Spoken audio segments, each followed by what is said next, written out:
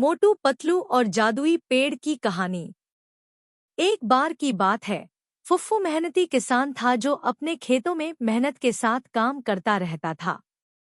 फुफ्फू के खेतों में एक अद्भुत पेड़ था, जिसकी पत्तियों में चमक थी और उसके फल मीठे और स्वादिष्ट थे।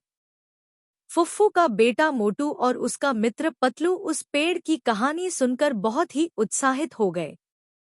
उन्होंने सोचा, अगर हम उस पेड़ से कुछ मांगे तो हमारी सभी मुसीबतें खत्म हो जाएंगी।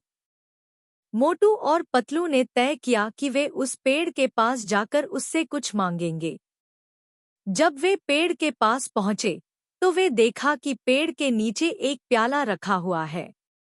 मोटू ने धीरे से प्याले को खोला और उसमें सोने के सिक्के देखे। वह सोने के सिक्के उठाने के लिए खुश हो गया। लेकिन पतलू ने उससे कहा, मोटू, हम इन सिक्कों को नहीं ले सकते। यह हमें नुकसान पहुंचा सकता है।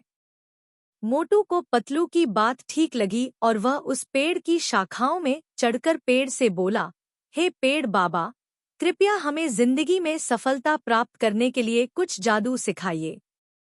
पेड़ ने मोटू और पतलू की बात सुनी और उन्हें कुछ महत्वपूर्ण सीख दी। वह कहा, बच्चों, जादू तो सिर्फ वही है जो आपकी मेहनत और संघर्ष का परिणाम होता है। सच्चे में जादू करने के लिए आपको मेहनत करनी पड़ेगी।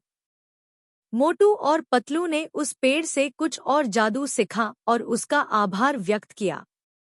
उन्होंने घर लौटकर अपनी मेहनत और संघर्ष की ओर ध्यान दिया।